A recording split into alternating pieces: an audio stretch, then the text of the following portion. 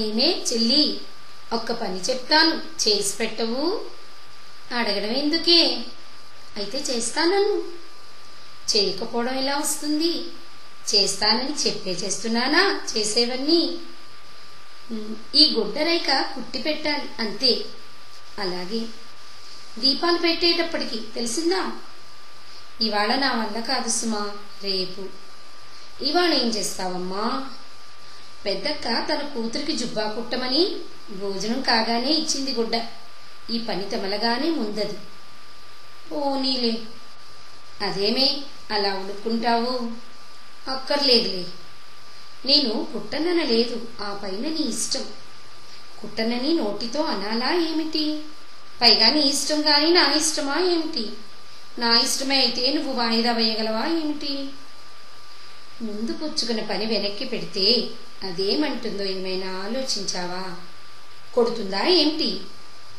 దాని కూతురికి లగ్గం మించిపోతుందా ఏమిటి? అసలు పెద్దదంటే నీకు అభిమానం, అది నేను ఎరగననుకున్నావా? స్పష్టంగా చెప్పాక ఈ ముసుగులో బుద్ధులాటలెందుకు? దుడుకు దుడుకు మాటలు అనేయడమేనా?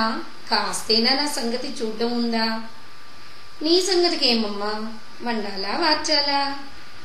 అదే నయం. మడి కట్టుకుంటే చాలా పనులు తప్పించుకోవచ్చు. ఇప్పుడైతే మాత్రం ఈ కసిన్ని కందులు బాగు చేయడమేనా? కసిన్నిటే ఇవి? కసిన్ని కాదు, 4 కుంచాలు అంతేనా? ఇప్పుడు ఎన్ని గంటలైందో ఎరుగుదువా? 2 కాదు 3 కొట్టేటప్పటికి ఇది అయిపోతుంది. తర్వాత 1 గంటలోనా? పోనీ 4ంటికి. తర్వాత ఏం చేస్తావమ్మా?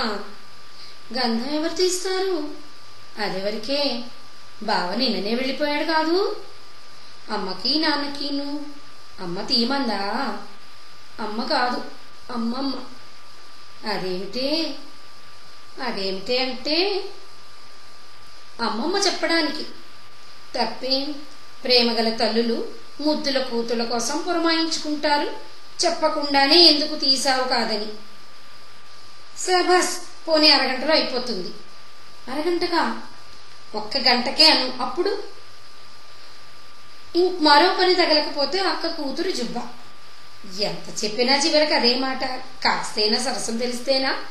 ఇవాళో రేపో వస్తారు మీ బావ. నెల్లాళ్ళ కిందట వచ్చినప్పుడు తెచ్చి ఇచ్చారది. మళ్ళీ వచ్చేటప్పటికే ఇన్నాళ్ళు చెప్పావో కాదే మరి. ఇప్పుడు జ్ఞాపకం వచ్చింది. కాకపోయినా గంట పని ఎన్నాళ్ళు చెప్పాలే?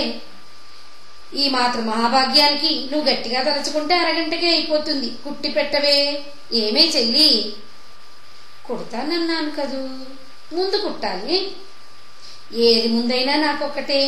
అయితే పెద్దక్క కోపం రాకుండా చూస్తావా? నీ ఇష్టం వచ్చినట్టు తగలడు. నేనే పని చెప్పినా ఇంతే. నువ్వు పెద్దదంటే పడి చచ్చిపోతావు. అది నువ్వు కట్టుకుని గోదావరిలో దిగండి. కాస్త రైక భాగ్యానికే నేను కుట్టుకోలేక అనుకుంటున్నావు కాబోలు. పాపం, నువ్వీ మాత్రం సాయం చేయకపోతావా అని ఆశపడ్డందుకు. పోనీ రేపు సాయంత్రానికైనా తప్పకుండా కుట్టేస్తావా? వీలైతే రేపు పొద్దున్నే కుట్టే. కొత్త చీర కట్టుకుని పాప సోదెమ్మ అత్తగారి ఇంటికి వెళదామని. దాని మీదకి ఇదెంతో బాగుంటుంది కదే చెల్లి. చెల్లాయికి తలంటడము, తమ్ముడికి తల దువ్వడము, అక్క కూతురి పక్క గుడ్డలు. అవెంతసేపే? మరి దూడం సానా బాగు చేస్తావనుకో. పాలు పితికేస్తావు, దాని మీద పడేస్తావు, చల్ల కూడా ఇందనిపించేస్తావు, నాన్న పద్య ఉతికి ఆరేస్తావు. ఇంతేనా? ఇంకేంటమ్మా? అవన్నీ నీకెందుకు? నేను చూస్తాను కాదు. చూస్తానేమిటి, చేస్తానను. అలాగే చేసినట్టు అనకపోతే మానేసినట్టునా? సరే, ఏం నంగనాచివేమ్మా. ఎంత కటికనత్తనమే మా తల్లి, ఎంత బతిమాలిన గిజా అనే. అయితే రేపు సాయంత్రానికి తప్పకుండా కుడతావా? కుడతాను. మరిచిపోకుసుమా, అసలు మధ్యాహ్నం భోజనాలు కాగానే నీ దగ్గర పడుకుంటానులే నేను. దిక్కుమాలిన ఎండలు ముదిరిపోవడం వలన తిండి తినగానే కాసింతసేపు నిద్రపోతే గాని మళ్ళీ లేచేటప్పటి కుట్టేస్తావు కాదుటే. మీ బావ ఎంతో మెచ్చుకుంటారు నిన్ను. మాకు ఉద్యోగం అయ్యాక నువ్వు వచ్చి మా దగ్గరే ఉండు గాని. ఉంటావా? మాట్లాడవేమే? మాట్లాడడం ఎందుకు? ఎవరి దగ్గర ఉండకపోతే రోజులు ఎలా వెళతాయి నా బతుక్కి? ఎంత మాట అన్నావే దిక్కుమాలిదానా, నీకంత నీరసంగా ఉందా నేనంటేను? నువ్వు రాకపోతే నేను చేసుకోలేననుకుంటున్నావా? అసలు వంట లెక్కనే పెట్టేసుకుంటాం మేము, ఒకళ్ళ అవసరమే మాకు లేదు. తోడబుట్టిందాను కదా, గతి లేని దానం కూడా కదా అని రేపు కుట్టకపోతే అమ్మమ్మతో చెప్తా, ఏమనుకుంటున్నావో మరి. మాట్లాడితే కంటనీళ్ళు, ఎవరికి భయం లేదు.